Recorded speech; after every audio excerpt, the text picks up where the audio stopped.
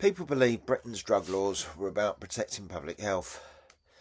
That substances like LSD, cannabis or MDMA were the real threat. But when you look at how those laws were applied, a different pattern appears. It wasn't just drugs being targeted, it was gatherings, movements and communities that refused control. This video looks at what actually frightened authority, why every generation of collective joy was met with repression.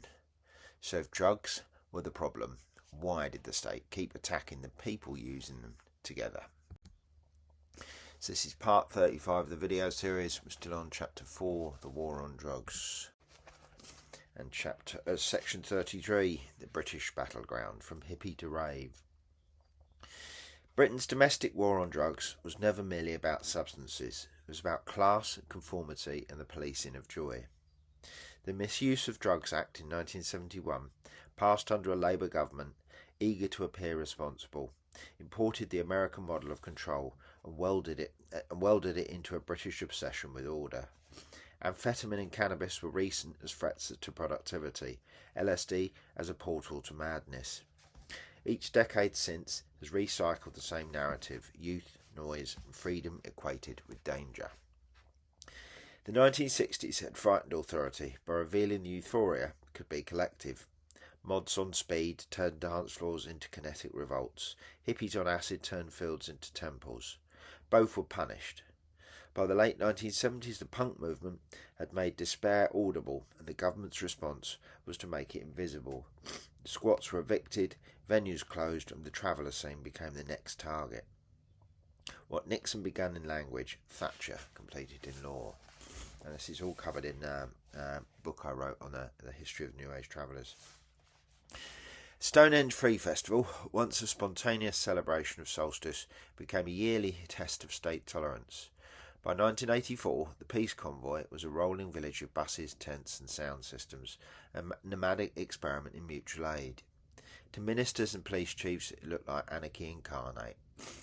When the 1st of June 1985 arrived, the confrontation known as the Battle of the Beanfield erased any illusion of restraint.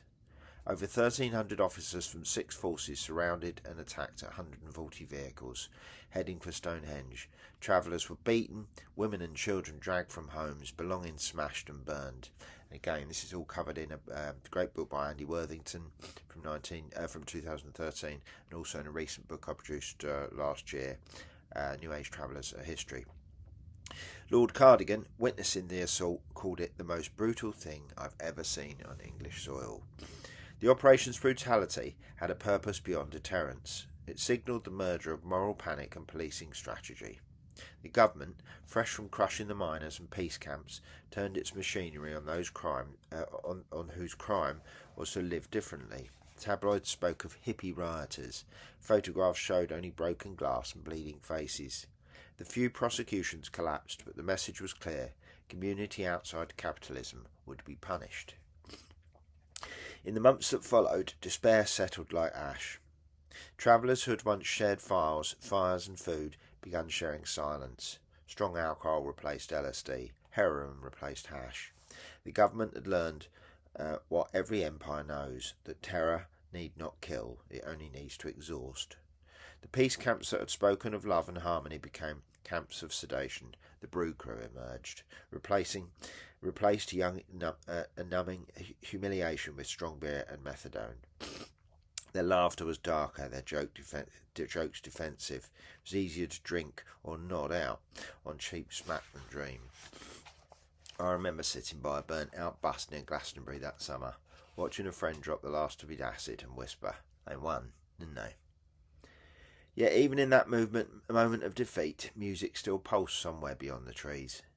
Within 3 years, those rhythms would return as rave, the rebirth of ritual through circuitry. Acid House arrived like a coded reply to repression. MDMA turned paranoia into communion, warehouses into cathedrals. Spiral Tribe, Bedlam, DIY, Exodus, and many more rebuilt the free festival ethic through sound. As Reynolds and Colin record, raves spread faster than any legislation could contain. Each field was a temporary utopia, the re-enchantment of the industrial ruin. But the state once again adapted. The Criminal Justice and Public Order Act of 1994 criminalised repetitive beats, proving that it was not the substances that frightened authority but the solidarity they produced. The police returned in riot gear, generators were smashed or confiscated, joy was treated as contraband. By then I was travelling between sites with a head full of music and questions. Beanfield's ghosts still lingered. We told ourselves we were free, but every new law proved how tightly freedom was defined. Yet those nights under tarpaulin and base taught me more about community than any lecture hall ever could. The state could regulate the sound, but not the pulse beneath it. By the turn of the millennium, the counterculture had been repackaged for profit.